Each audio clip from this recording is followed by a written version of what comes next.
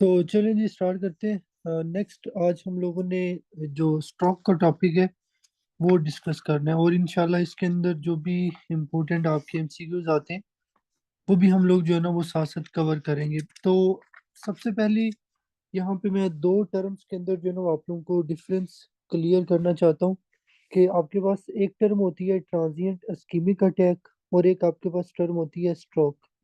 इन दोनों के अंदर आपको जो है ना वो डिफरेंस क्लियर पता होना चाहिए, और इंशाल्लाह इनको आज हम लोग डिटेल से डिस्कस भी करेंगे।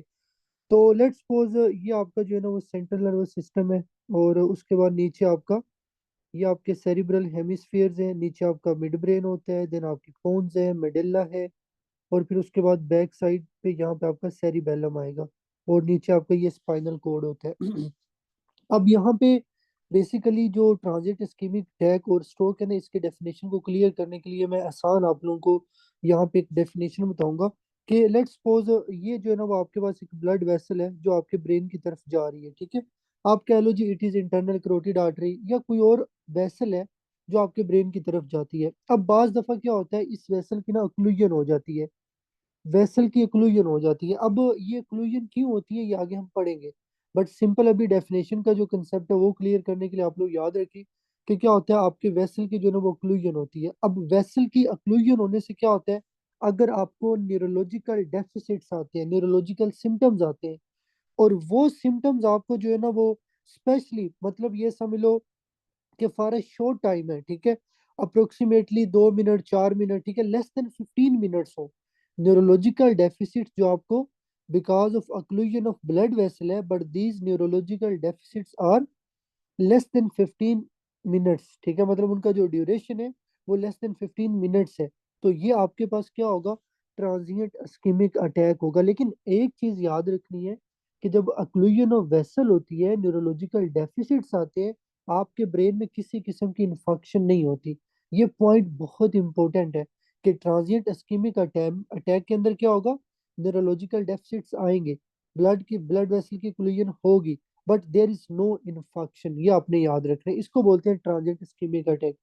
अब इसी को मैं कंपेयर करता हूँ आपके स्ट्रोक के साथ, ठीक है। स्ट्रोक के अंदर क्या होता है, सेम उसी तरह ब्लड वेसल की ओक्लूजन होती है, न्यूरोलॉजिकल डेफिसिट्स आते हैं, बट वो ब्लड वेसल की ओक्लूजन इतनी ज्यादा होती है कि आपके ब्रेन के अंदर जो है ना वो इन्फेक्शन हो जाती है। तो जब आपके ब्रेन के अंदर इन्फेक्शन होगी, दैट इज कॉल्ड स्ट्रोक। तो ये आप लोगों को जो है ना वो बेसिक डिफरेंस पता होना चाहिए। Transit ischaemic attack, transit ischaemic attack को मिनी स्ट्रोक भी बोलते होते हैं, ठीक है, ये आपने याद रखने। इन दोनों में डिफरेंस बस यही है कि एक के अंदर मतलब देखो सिमिलैरिटीज क्या है, दोनों में इंक्लूजन होगी, दोनों के अंदर न्यूरोलॉजिकल डेफिसिट्स आएंगे, बट डिफरेंस क्या है कि जो आपका ट्रांजिट इस्कीमिक अटैक है it is less than 15 minute, इसमें किसी किस्म की इन्फेक्शन नहीं होगी। ये आपने याद रखने।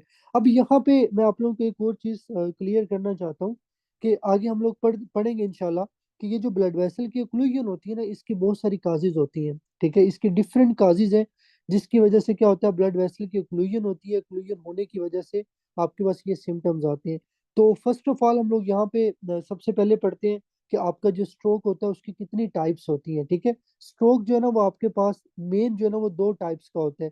एक आपके पास होता है हेमरेजिक स्ट्रोक, ठीक है, ये आपने याद रखने हैं, और एक आपका होता है इस्कीमिक स्ट्रोक, ठीक है, एक होता है हेमरेजिक स्ट्रोक और एक होता है ischaemic stroke. What is the difference between haemorrhagic and ischaemic stroke. अब इसको समझने के लिए अगेन यहाँ पे मैं क्या करूंगा, आपके सेंट्रल नर्वस सिस्टम को ड्रा करूंगा, ठीक है, this is the pons and this is the medulla, फिर आपका ये सेरिबेलम है।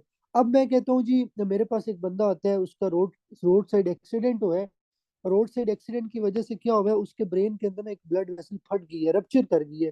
रप्चर करने की वजह से क्या हो गया, उसको स्ट्रोक हो गया, ठीक है। तो वो स्ट्रोक जो आपको ब्लड वेसल रप्चर हो, हेमरेज की वजह से हो, ठीक है, उसको हेमरेजिक स्ट्रोक बोलते होते हैं।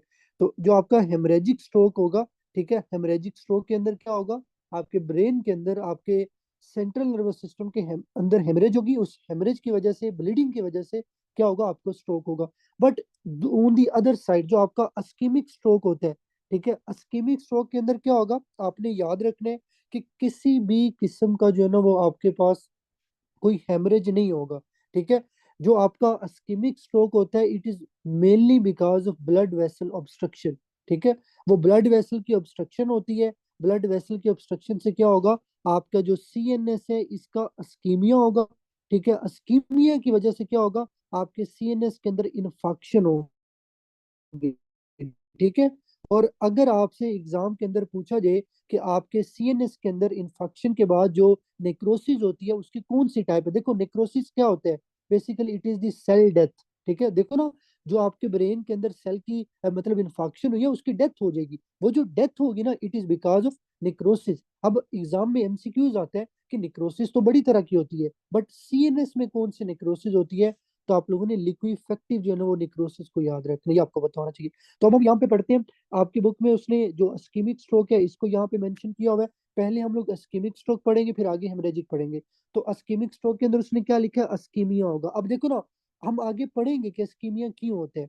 ठीक है, उस अस्कीमिया की वजह से क्या होगा, इन्फेक्शन होगा। इन्फेक्शन के बाद क्या होगा, सेल डेथ होगी। सेल डेथ किसकी मदद से होगी, नेक्रोसिस की मदद से होगी। कौन सी किस्म की नेक्रोसिस होगी, लिक्विफेक्टिव नेक्रोसिस होगी, ये आपको बताना चाहिए।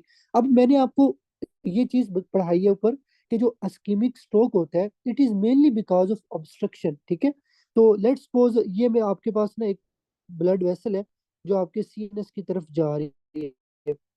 अब तो ये जो ब्लड वेसल है, ठीक है, इसके अंदर ऑब्स्ट्रक्शन की वजह से क्या होता है, आपके सीएनएस की तरफ ब्लड नहीं जाता और आपका वहां पे इस्कीमिया होता है। अब हमने यहाँ पे ये पढ़ा है कि यार ये जो ऑब्स्ट्रक्शन होती है ये मतलब क्या रीजन होती है, कितनी वजूहात की वजह से ये ऑब्स्ट्रक्शन हो सकती है। तो इसके लिए मैं यहाँ पे एक सिंपल एग्जांपल देता हूँ आप लोगों को कि आपके पास एक बंदा आता है, ठीक है, वो डायबिटिक है, उसको डायबिटीज मेलाइटिस है, उसको हाइपरटेंशन है, वो स्मोकर है। ठीक है, और ओल्ड एज है, सिडेंट्री लाइफस्टाइल है उसका।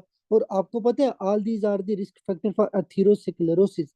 एथेरोस्क्लेरोसिस के अंदर क्या होता है, बंदा आपके पास क्या होगा, ओबीज होगा, हाइपरटेंसिव होगा, डायबिटिक होगा, स्मोकर होगा, और उसका लाइफस्टाइल सेडेंट्री होगा, जिसकी वजह से क्या होता है, उसके ब्लड वेसल के अंदर कोलेस्ट्रॉल के प्लाक्स बनते हैं। उन कोलेस्ट्रॉल के प्लाक्स को हम लोग बोलते होते हैं अथीरोस्क्लेरोटिक प्लाक।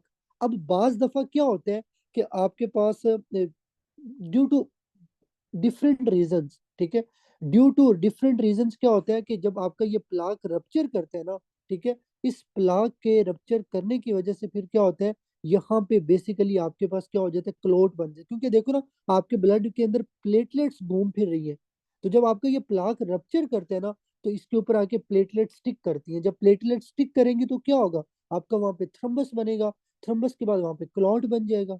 तो एक रीजन तो हमें ये समझ आ गई कि जो अस्कीमिया हो रहा है it is mainly because of thrombus. अब वो थ्रम्बस कहाँ से आएगा, उसके लिए सिंपल याद रखें कि आपके पास क्या होगा, एथेरोस्क्लेरोटिक प्लाक होगा। व्हाट इज एथेरोस्क्लेरोटिक प्लाक, ये बेसिकली कोलेस्ट्रॉल से बने हुए प्लाक्स होते हैं, ये आपके ब्लड वेसल के अंदर बनेंगे because of different risk factors, diabetes, hypertension, smoking. तो इन रिस्क फैक्टर्स की वजह से क्या होगा, जब कोलेस्ट्रॉल प्लाक्स बनेंगे तो सम टाइम ये प्लाक रप्चर कर जाता है। जब प्लाक रप्चर करेगा ना, तो यहाँ से जो प्लेटलेट्स गुजर रही होंगी वो इसके ऊपर आके स्टिक कर जाएंगी। जब प्लेटलेट्स इसके ऊपर आके स्टिक करेंगी तो यहाँ पे आपका थ्रम्बस बन जाएगा, यहाँ पे आपका क्लॉट बन जाएगा। ये आपने याद रखना है। तो उसने यहाँ पे लिखा हुआ है, जो फर्स्ट आपके पास मतलब इस्कीमिक स्ट्रोक के अंदर टाइप आती है वो थ्रम्बोटिक है, मतलब थ्रम्बस की वजह से क्या होगा, आपका इस्कीमिया होगा। फिर उसने लिखा है due to clot forming directly at the site of infection, commonly the middle cerebral artery, usually over a ruptured atherosclerotic plaque. उसका मतलब ये है कि बाज दफा क्या होता है, स्पेशली आपकी जो मिडल सेरिब्रल आर्टरी है, आपकी जो मिडल सेरिब्रल आर्टरी है ना, इसके अंदर क्या होता है, आपका जो कोलेस्ट्रॉल के प्लाक्स होते हैं, जो एथेरोस्क्लेरोटिक प्लाक्स होते हैं, वो रप्चर कर जाते हैं। रप्चर करने की वजह से क्या होता है, वहां पे थ्रम्बस या क्लॉट बनता है। थ्रम्बस या क्लॉट बनने के बाद क्या होगा, वहां पे स्कीमिया होगा, स्कीमिया के बाद वहां पे क्या हो जाएगा, इन्फेक्शन हो जाएगा। ये आपने इसके अंदर याद रखने।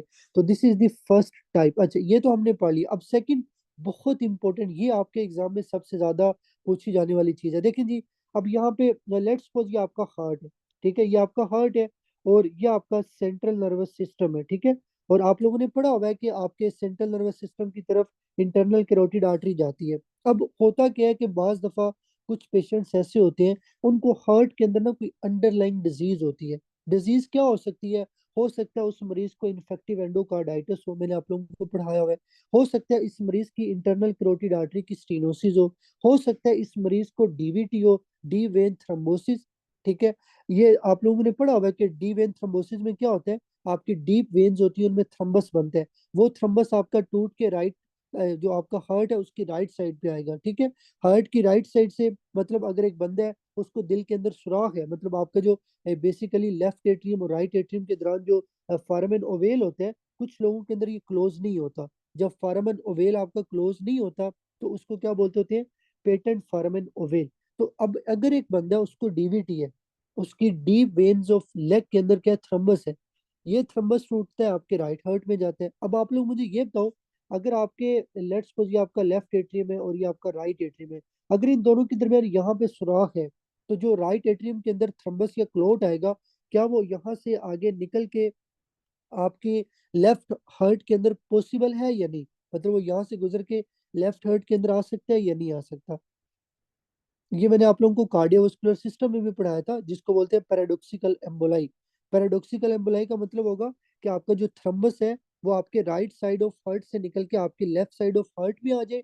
अब लेफ्ट साइड ऑफ हार्ट क्या करेगा, आपके लेफ्ट वेंट्रिकल में जाएगा, लेफ्ट वेंट्रिकल से आपका आयोटा में जाएगा, और आयोटा से ये फिर आपकी ब्रेन की तरफ जा सकते हैं, या बॉडी के डिफरेंट पार्ट्स की तरफ जा सकते हैं, ये आपने याद रखने। तो बताने का मकसद ये है कि वो कंडीशंस जिनके अंदर आपकी बॉडी में थ्रम्बस बनता है, और वो थ्रम्बस टूट के, ठीक है, वो थ्रम्बस टूट के क्या करता है, कहीं आगे चला जाता है, उसको हम लोग एम्बुलस बोलते होते हैं, ये आपने याद रखने। अब जो यहाँ पे एम्बुलस है ना, उसकी डिफरेंट रीजन होती है। मैं आपको एग्जांपल देता हूँ डीवीटी की। डीवीटी के अंदर आपको पता है उसमें तो होती थ्रम्बोसिस है, ठीक है। वो थ्रम्बस टूटेगा, टूट के कहीं और चला जाएगा, उसको एम्बुलेंस बोलेंगे। लेकिन जो एटल फिब्रिलेशन होता है, एटल फिब्रिलेशन में क्या होता है, आपका जो ब्लड होता है ना वो स्टेगनेंट होता है, ठीक है। एक तो आपका जो हार्ट है वो प्रॉपर उसका रिदम ठीक नहीं होता, रिदम ठीक ना होने की वजह से आपका जो एट्री है ना वो भी सही से मतलब डिपोलराइज नहीं होता ना, उसके सही से डिपोलराइज होने की वजह से वहां पे ब्लड थोड़ा सा स्टेगनेंट हो जाता है, रुक जाते हैं। जहां पे ब्लड रुकेगा वहां पे थ्रम्बस के चांसेस ज्यादा होते हैं। तो एट्रियल फिब्रिलेशन के अंदर थ्रम्बस से फिर वो क्या बनेगा, एम्बुलस बन जाएगा। तो उसने यहाँ पे क्या लिखा हुआ है, एम्बोलिक का मतलब होगा कि एम्बुलस होगा वो आपके किसी बॉडी के दूसरे पार्ट से आपके ब्रेन की तरफ आएगा, ठीक है। और ये आपकी मल्टीपल वेसल को डैमेज कर सकता है, जरूरी नहीं है इसने ब्रेन को करने, ये ऑल ओवर दी बॉडी कोई भी वेसल को इन्वॉल्व कर सकते हैं, ये आपने याद रखने। और ये ब्रेन के अंदर भी मल्टीपल वेसल्स को इन्वॉल्व कर सकते हैं, मल्टीपल टेरिटरीज को इन्वॉल्व कर सकते हैं। फिर उसके बाद एग्जाम्पल्स है, एट्रियल फिब्रिलेशन है, कैरोटिड आर्टरी स्टेनोसिस है, डीवीटी है। फिर उसने लिखा है डीवीटी विद पेटेंट फॉर्मेन ओवेल, जिसको पैराडॉक्सिकल एम्बोलिज्म बोलते हैं। मैं दोबारा यहाँ पे ये एक्सप्लेन कर देता हूँ कंसेप्ट, ये बहुत इंपॉर्टेंट है। ये आपका हार्ट है, ठीक है, ये आपकी लेग है, ठीक है, this is your leg. Just समझाने के लिए मैं यहाँ पे आप लोगों को बता रहा हूँ कि लेट्स सपोज कि आपका जो है ना वो यहाँ पे लेग है, ठीक है। अब आप लोगों को पता है कि डीवीटी के अंदर क्या होता है, आपकी डीप वेन्स ऑफ लेग में थ्रम्बस बनता है। ये थ्रम्बस आपका मतलब टूट के इन्फीरियर वेना केवा में जाएगा, इन्फीरियर वेना केवा आगे आपके राइट हार्ट में जाएगा। अब पेटेंट फोरामेन ओवेल में क्या होता है, ये आपका लेफ्ट एट्रियम या आपका राइट एट्रियम है, यहाँ पे ना एक छोटा सा सुराख होता है। तो राइट एट्रियम में जो भी चीज आएगी ना वो इस सुराख से गुजर के आपके लेफ्ट साइड पे आ जाएगी। इस प्रोसेस को बोलते हैं पैराडॉक्सिकल फिनोमेना। पैराडॉक्सिकल का मतलब होता है एक चीज आपकी रिवर्स हो जाए, अगर राइट है तो वो लेफ्ट में चली जाएगी, ठीक है। और अगर वो थ्रम्बस होगा तो जारी बात है टूट के आगे एम्बुलस बनेगा, जिसको पैराडॉक्सिकल एम्बोलिज्म बोलते होते हैं। और फिर जो लेफ्ट एट्रियम में आएगा, लेफ्ट एट्रियम से लेफ्ट वेंट्रिकल में, और लेफ्ट वेंट्रिकल से आगे अयोटा निकलता है। जब ये अयोटा में जाएगा तो ये आपकी पूरी बॉडी में कहीं भी जा सकते हैं थ्रू ब्लड, ये आपने याद रखने। तो ये आपका यहाँ पे जो है ना वो सेकंड था। फिर उसके बाद इन्फेक्टिव एंडोकार्डाइटिस। अब इन्फेक्टिव एंडोकार्डाइटिस कैसे करवाते हैं भाई, देखिए आप लोगों को मैंने कार्डियोवास्कुलर सिस्टम में पढ़ाया हुआ है कि जो इन्फेक्टिव एंडोकार्डाइटिस होती है उसमें जब आपके माइट्रल वेल्व या किसी भी वेल्व का डैमेज होता है, डैमेज होने की वजह से क्या होता है, वहां पे आपकी प्लेटलेट स्टिक हो जाती है, ठीक है। और प्लेटलेट स्टिक होने की वजह से क्या होता है, आपके पास वहां पे थ्रम्बस बनने के चांसेस ज्यादा होते हैं, और वो थ्रम्बस फिर टूट के आपका जो है ना वो एम्बुलस के अंदर कन्वर्ट हो सकते हैं। तो इन्फेक्टिव एंडोकार्डाइटिस के अंदर क्या होता है, जब वल्वुलर डैमेज होता है, वल्वुलर डैमेज होने की वजह से ब्लड फ्लो अल्टर होगा। दूसरा वहां पे प्लेटलेट स्टिक हो जाएंगी, प्लेटलेट स्टिक होने की वजह से वहां पे थ्रम्बस बन सकता है, ये आपने याद रखना है।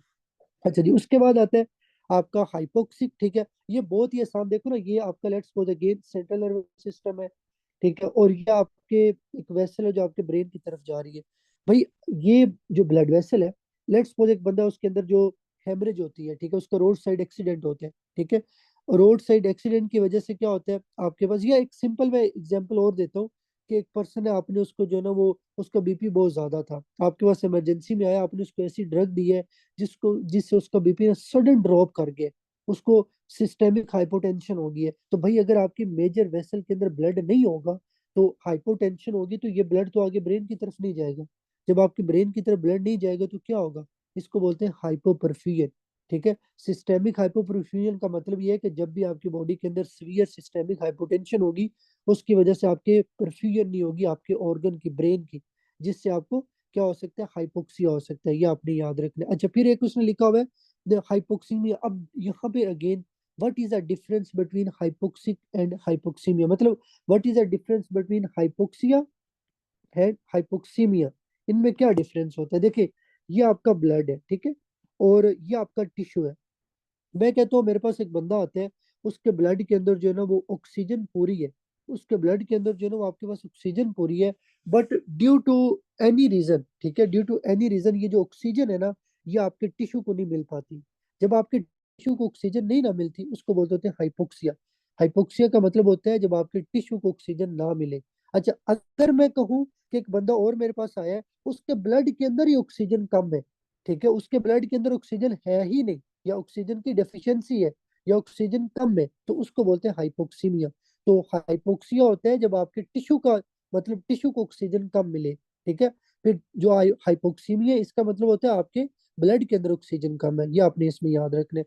और फिर उसने लिखा हुआ है कि कॉमन ड्यूरिंग कार्डियोवास्कुलर सर्जरी, मतलब ये है कि भाई अगर एक बंदा है, उसके आप कार्डियोवास्कुलर सिस्टम की सर्जरी कर रहे हो, ठीक है, या आप उसकी हार्ट की सर्जरी करने लगे, तो हो सकता है उसका हार्ट जो है ना वो पंप करना बंद हो जाए, ठीक है, उससे फिर आपको हाइपोपरफ्यूजन हो सकती है।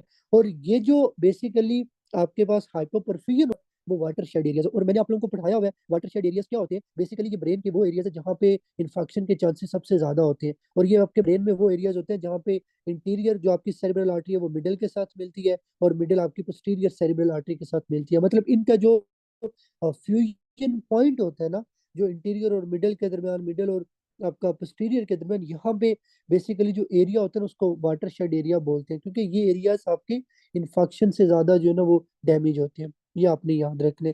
अच्छा, अब ये जो ट्रीटमेंट है ना, आप लोगों ने जो ट्रीटमेंट है वो स्टेप टू सीके की बुक से करनी है। यहाँ पे उसने लिखा तो है कि कोई भी बंदा अगर आपके पास आया है, ठीक है, उसको इस्केमिक स्ट्रोक है, और ये देखो बहुत इंपॉर्टेंट ये पॉइंट है, कभी भी, अब अगर एक मैं आपको एग्जांपल देता हूँ, अगर एक बच्चा वो डायरेक्टली इस बुक को पढ़ता है, वो कहता है यार मैं तो इसको जो है वो बस मेमोराइज कर लूंगा, ठीक है, वो पढ़ेगा जी, मतलब उसको क्वेश्चन आता है, एक मरीज है, फला फला सिम्टम आ रहे हैं, उसको स्ट्रोक हो गया, वो नीचे ऑप्शन होगा आपने ट्रीटमेंट क्या देनी है, एक ऑप्शन होगा टीपीए, और एक ऑप्शन होगा आपने इसके अंदर क्या करना है, सीटी या एमआरआई करना है। पहले मुझे आप लोग बताओ, आप लोग क्या करोगे इस पेशेंट के अंदर। आप लोग, ये जो स्ट्रोक का पेशेंट आया है, आपको नहीं पता इस मरीज को हेमरेजिक स्ट्रोक है या इस्केमिक स्ट्रोक है, बस इतना पता है कि मरीज को जो है ना वो कह लो कि स्ट्रोक हो गया। आप क्या करोगे सबसे पहले, कभी भी प्लीज आप लोगों ने टीपीए पिक नहीं करना। देखो ना, मरीज को स्ट्रोक है, ठीक है, मरीज को स्ट्रोक किस वजह से है पहले मुझे ये पता होना चाहिए। अगर तो मरीज को स्ट्रोक आपका स्कीमिक है, मतलब थ्रम्बस की वजह से है, क्लोट की वजह से, फिर तो ठीक है, मैं टीपीए दूंगा, मतलब आपके ब्लड के अंदर ये जाके आपके ब्लड को क्या कर देगा, पतला कर देगा। लेकिन भाई अगर एक बंदा उसको हेमरेजिक स्ट्रोक है, तो अगर आप उसके ब्लड को पतला करोगे, वो तो और ज्यादा मसला बन जाएगा। तो डेट्स वाई आप लोगों ने ये चीज याद रखनी है कि जो आपका टीपीए होता है, एक तो पहली बात आपने ये उस मरीज को देना होता है जिसके अंदर कोई भी हेमरेज या हेमरेजिक रिस्क ना हो। अभी हम इसके आगे इंशाल्लाह कंट्राइंडिकेशन पढ़ेंगे, बट मैं जस्ट यहाँ पे आपको मेन कंसेप्ट बताना चाहता हूँ कि यहाँ पे हर लिखी हुई चीज को रट्टा नहीं लगाना, हर एक चीज को थोड़ा सेंस के साथ करने। तो टीपीए आपने कब देने, जब मरीज के अंदर मतलब कंट्राइंडिकेशन ना हो, ठीक है, उसकी ब्लीडिंग हिस्ट्री ना हो, ठीक है, उसकी रिसेंट कुछ सर्जरी ना हो जिसकी वजह से उसको ब्लीडिंग हुई हो, उसको हेमरेजिक स्ट्रोक ना हो, इन सब के अंदर आपने नहीं देना। और दूसरी बात, जब भी आपने देना है ना, मरीज को सिम्टम मतलब 3 से 4 घंटे के अंदर अंदर देना है, इससे लेट आपने नहीं देना। अगर लेट दोगे तो उसका कोई फायदा नहीं होगा, और इवन हम लोग लेट फिर देते ही नहीं होते, ये आपको बताना चाहिए। फिर इसी तरह आपने क्या करना है, थ्रम्बेक्टमी, मतलब जो जहाँ पे जिस आर्टरी के अंदर ओक्लूजन है उसको आपने रिमूव कर देना है। फिर उसके बाद, क्योंकि मरीज मैंने आपको ऊपर भी बताया कि कुछ लोग होते हैं जो डायबिटिक होते हैं, हाइपरटेंसिव होते हैं, स्मोकर होते हैं। आपने उनके अंदर जो है ना वो स्पेशली उनके जो रिस्क फैक्टर्स उनको कम करने हैं, और साथ में मरीज को आपने एस्प्रिन और क्लोपिडेग्रेल देनी है, और मरीज का बीपी कंट्रोल करने हैं, शुगर कंट्रोल करनी, लिपिड लेवल कंट्रोल करने, स्मोकिंग सजेशन उसे बोलने हैं कि भाई बंद कर दो स्मोकिंग, ठीक है। ये आपने याद रखना। और इसके साथ साथ अगर एक बंदा, उसको एट्रियल फिब्रिलेशन है उसको ठीक करो, इन्फेक्टिव एंडोकार्डाइटिस है उसको ठीक करो, डीवीटी है तो उसको ठीक करो। तो मतलब ये हुआ कि मुझे इस ट्रीटमेंट को रट्टा नहीं लगाना, मुझे पहले ये पता होना चाहिए कि मरीज को स्ट्रोक क्यों है। अगर एक मरीज को डीवीटी की वजह से है तो भाई सिंपल मैं उसके डीवीटी को ठीक करूंगा। अगर एक मरीज को इन्फेक्टिव एंडोकार्डाइटिस की वजह से है तो मैं उसके इन्फेक्टिव एंडोकार्डाइटिस को ठीक करूंगा। तो मैं अगेन ये चीज कहना चाह रहा हूँ कि हर लिखी चीज को यहाँ पे रट्टा नहीं लगाना, मेमोराइज नहीं करना, थोड़ा सेंस के साथ चीजों को आप लोगों ने करना है।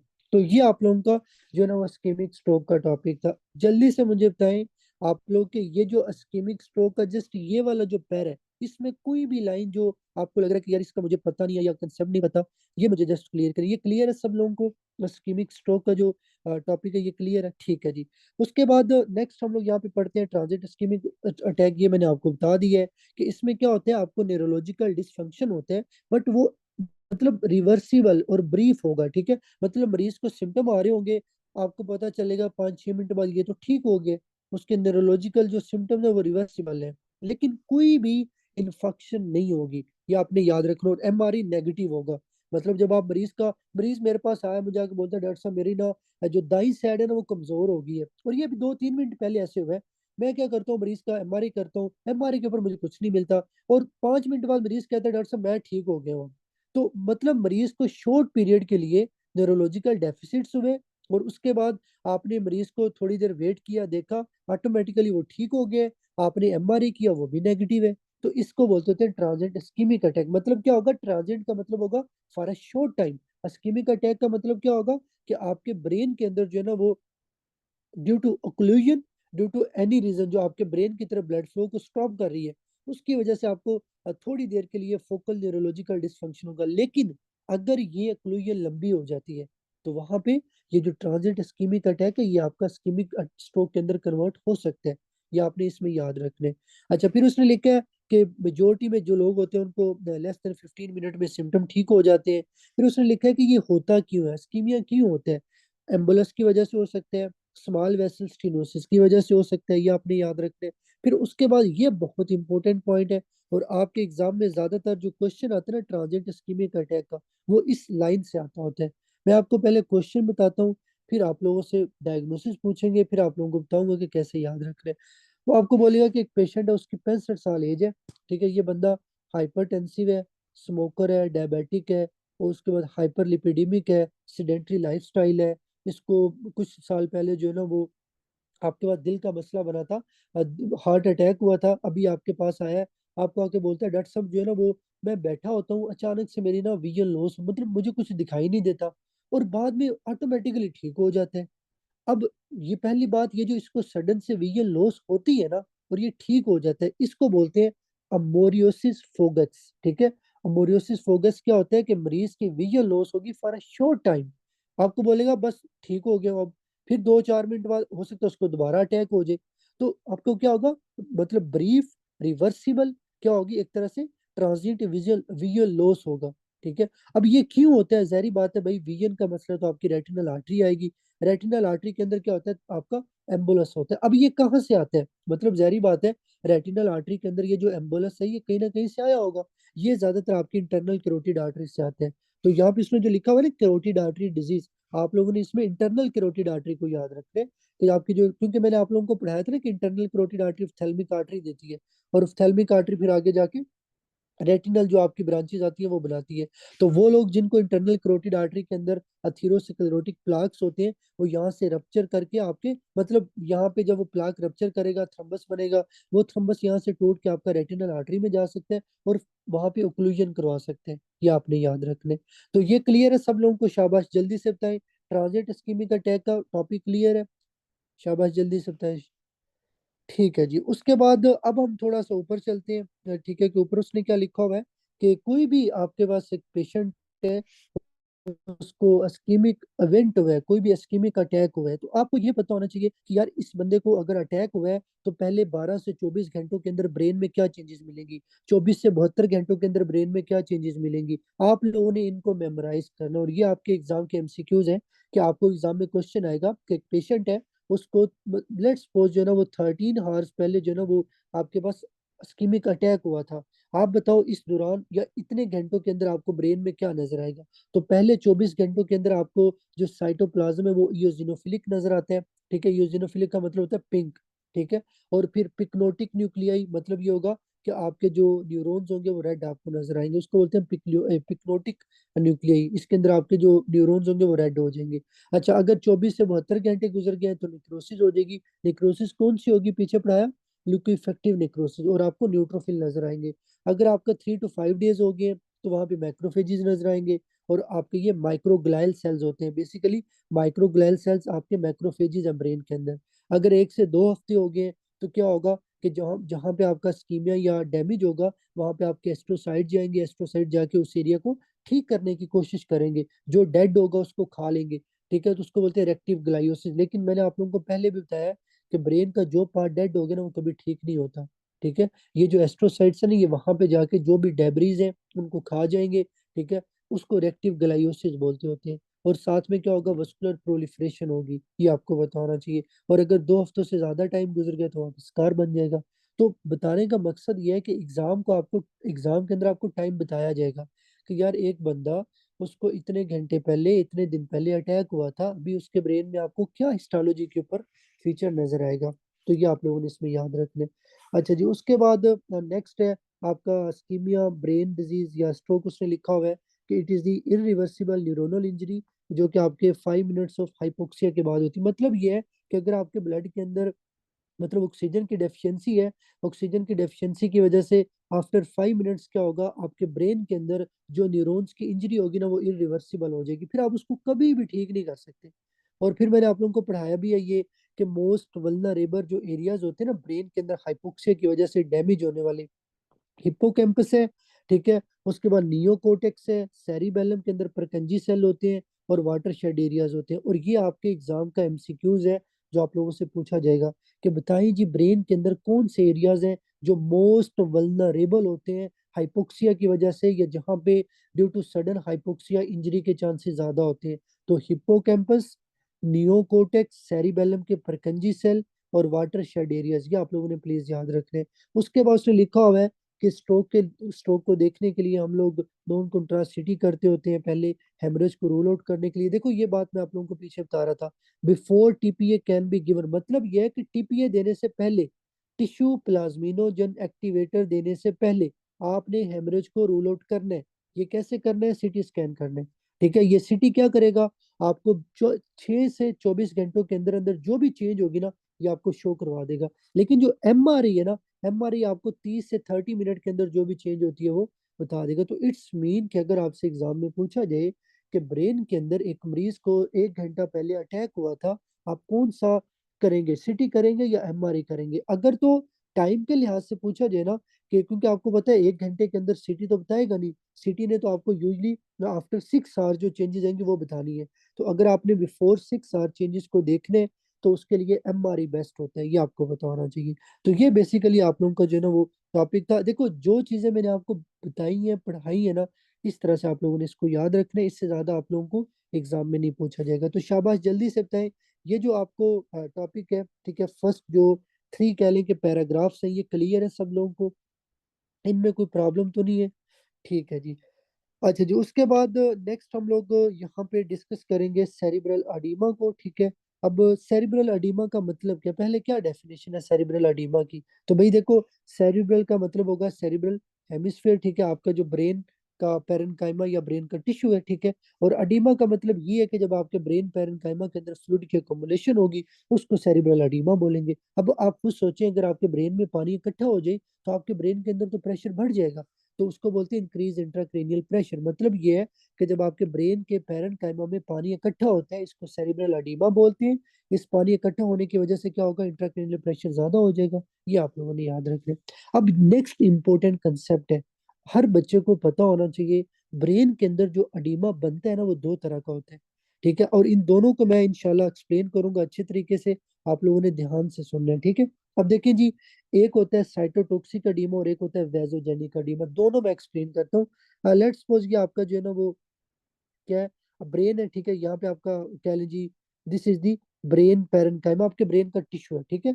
और ये आपकी ब्लड वेसल है, ठीक है, this is the blood vessel, ये आप लोगों ने याद रखना है। पहले हम लोग पढ़ते हैं वेजोजेनिक अडीमा क्या होता है। अच्छा, वेजो का मतलब होता है ब्लड वेसल, जेनिक का मतलब क्या होगा कि वो अडीमा जो आपको ब्लड वेसल की, मतलब ब्लड वेसल की वजह से बढ़ रहा है। तो अब लेट्स सपोज अगर ये आपकी ब्लड वेसल है, अगर इस ब्लड वेसल के अंदर जो आपके एंडोथेलियल सेल्स है, आप लोगों ने पढ़ा था ना कि आपका जो ब्लड ब्रेन बैरियर होता है, ब्लड ब्रेन बैरियर का मैंने क्या पढ़ाया था भाई, इन्होंने कोई भी चीज जो है ना वो क्रॉस नहीं करने देनी। अब आप लोग खुद सोचे, अगर मैं ये ब्लड ब्रेन बैरियर को खराब कर दूं तो मुझे आप लोगों ने बताना है क्या आपकी परमेबिलिटी नॉर्मल रहेगी या इंक्रीज हो जाएगी। अगर आप ब्लड ब्रेन बैरियर को डिस्टर्ब करते हो तो आपका जो परमेबिलिटी वाला बैरियर था वो ब्रेक हो जाएगा, ठीक है, आपकी परमेबिलिटी इंक्रीज हो जाएगी। तो इंक्रीज होने से क्या होगा, फिर यहाँ से पानी लीक होकर आपके ब्रेन में जाएगा।